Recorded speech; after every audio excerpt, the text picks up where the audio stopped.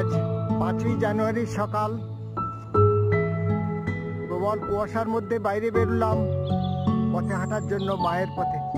কিন্তু বেরিয়ে খানিকটা এসেই এক নতুন আলোর রাজ্যের মধ্যে হারিয়ে গেলাম।